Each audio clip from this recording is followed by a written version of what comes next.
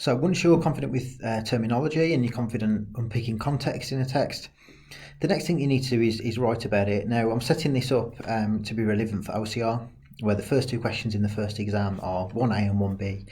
1A is about the words in the text, 1B is about the sentence structure. It's two very short essays, but that basically asks you to analyse a text and relate that to context. So some of the guidance will be specific for OCR and those questions. However, I think the general principles will probably be relevant across multiple different exam boards. So you've got a choice in terms of how you structure this. You can go for the contextual approach. In other words, look for what's interesting and then find the evidence to support you. Or you can go for the technical approach. So look for the features that you think are worth talking about and then work out what you can say about context. Neither is right nor wrong. And indeed, in an essay, you might flip between them. You might have one paragraph that leads with context, one that leads with the technical. So I'm going to show you how you might write 1A and 1B contextually, and then I'll look at how you might do them if you lead with the actual technique. So what do I mean by this? So question 1A, the question will be about the lexis, the words. Okay, how does it operate in the text? How does it meet the contextual factors? So this is about words. That includes, and it's stuff that we've had the videos on, pronouns, nouns, verbs, as long as it's about the word choice, not about how they operate. So don't worry about the tense or the aspect, but the actual choice of verb, that's fine. Adjectives, adverbs, register, semantic and lexical fields, figurative language, all of that is relevant for the words.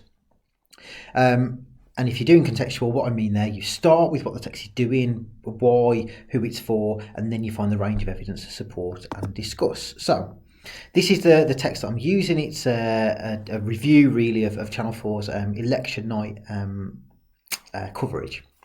Okay, and I've put from the context video, I've put those prompts that might help you look at context. Now, you wouldn't look for all of these in a text. You just pick maybe 3, 4 to explore. Okay, so I've picked out for this one what the text is trying to achieve, go beyond one simple purpose. That's what it says behind my head if it's covering it. So we're going beyond the simple purpose. What is it trying to achieve? We're looking at how the topic or other people are represented, why might that be? And we're looking at how the audience is positioned, what's the identity that's built for them, and how are they employed to think, why might that be? You could, if you found stuff, talk about any of those things in those boxes. I've picked those 3 because I think there's quite a bit of evidence. Okay, so you firstly think, what are my contextual points going to be? What's interesting about this text? The advantage, I think, of the contextual approach is it doesn't matter if you're answering 1A or 1B at this point. The next thing that you do is you just find bits that relate to it. Don't worry yet about terminology, just find the bits. And I've colour-coded them here. So I think actually what it's trying to achieve is it makes sense to do last. So we'll start with how the topic or other people are represented. So the bits that I've underlined, those Channel 4 lefties, that was quite interesting. That's representing the people watching Channel 4 and who are on it. Socialist Fantasies is representing Nish Kumar and his opinions. The Corbynistas is definitely representing a group in a certain way. We've also got a similarly skewed political agenda. That represents Channel 4 in a certain way. Stupid is used. It's a chaotic election night. Catherine Riley deeply condescending. She's goading Stanley Johnson. They have a little Channel 4 London bubble. The audience are boorish, crude, and heckling. So what we get here are a ton of words and phrases that represent Channel 4 or the audience or the people on the show. And the first thing I just did was just, right, where are they? Okay, I've not thought yet about terminology. I've just thought, where is it?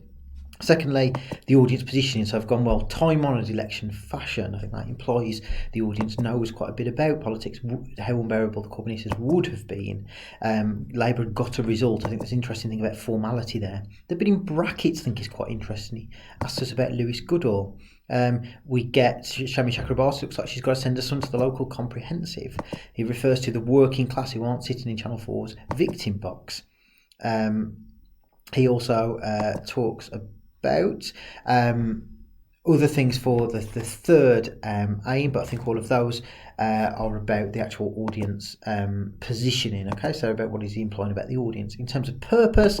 Lots of things. I think funny that is good. Please tell me you were watching it. I think is good for purpose. The first time in his career he made me hell with laughter. I was of course aware. They had usual prejudices. Krishnan at the end says, what? Catherine's face, he says, assumes a smacked arse position. And we get the working class answers in Channel 4's pre-prepared victim box. He talks about the first casualty being facts.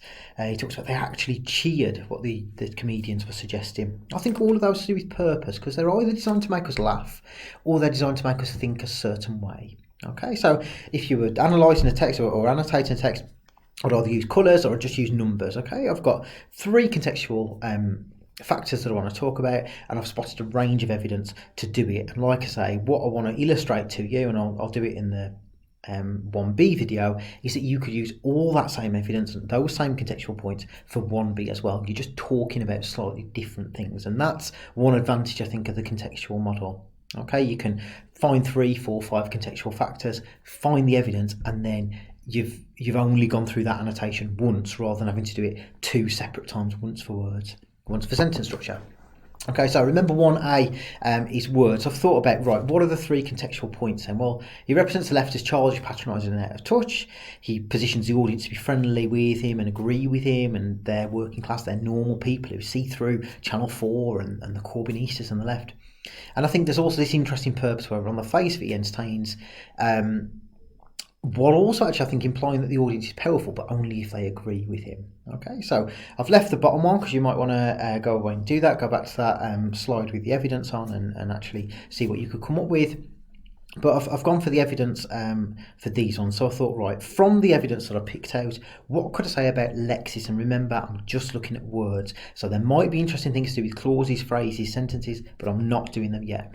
It's just about the words. Well, I thought those was interesting. Those lefties. Yeah, they're not you, they're not me. They're over there. They're separate to us.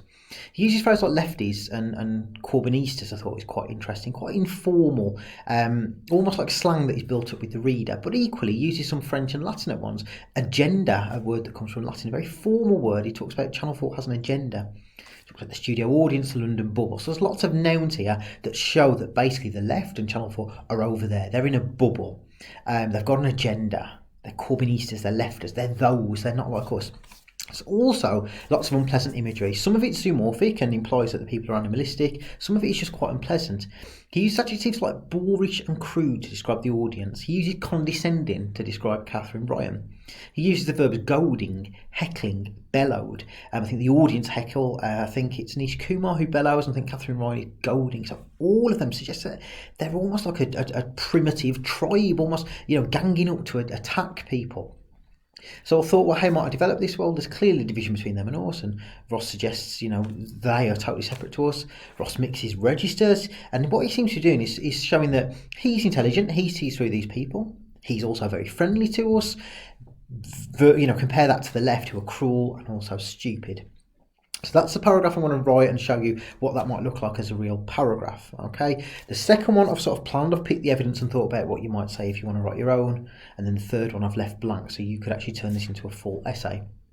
So for the position of the audience, well, I thought the proper noun Lewis Goodall. He doesn't explain who Lewis Goodall is, so he implies that we know.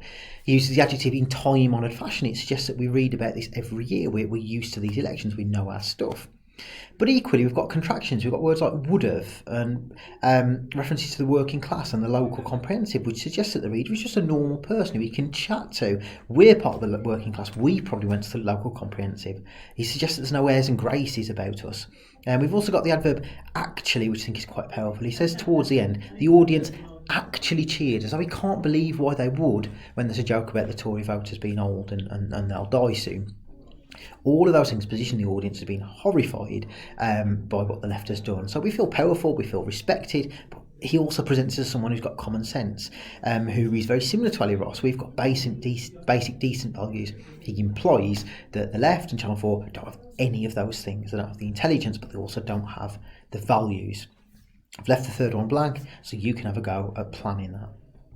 Once you've got your plan, you need to turn it into an essay. Okay, this paragraph is probably slightly longer than you could write in the time that you have, but I wanted to again show how it might operate. Okay, I've tried to throw this evidence in with terminology to show you, right, how would you knit those two things together.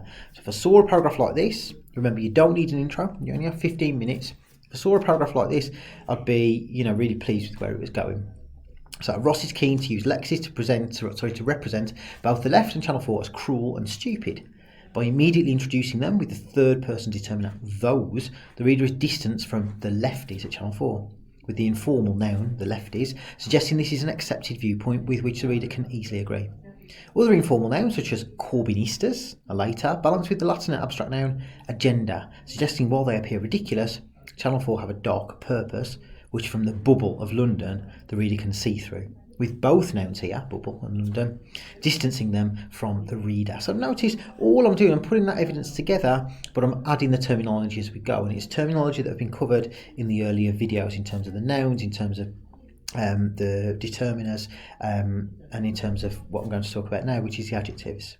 This dark purpose is explored further when Catherine Ryan is described as condescending and the audience are boorish and cruel, with the evaluative adjectives, so adjectives which add judgment, implying the outer touch comedy of Channel 4 provokes animalistic actions for those watching. That's what he seems to be suggesting. The audience become cruel and boorish and animalistic just by watching.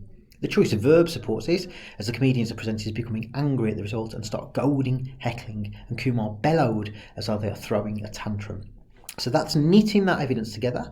You need patterns for OCR, so it's putting it into a pattern, it's taking different bits of evidence and showing how it works together to show how this contextual factor carries on. In the next video, I'm doing the same thing with the same 3 contextual points, but looking at, okay, how would you answer 1B? So using the same bits of evidence, what would you say about the actual grammar and the sentence structure, not just the word? So that will be what I'm looking at next.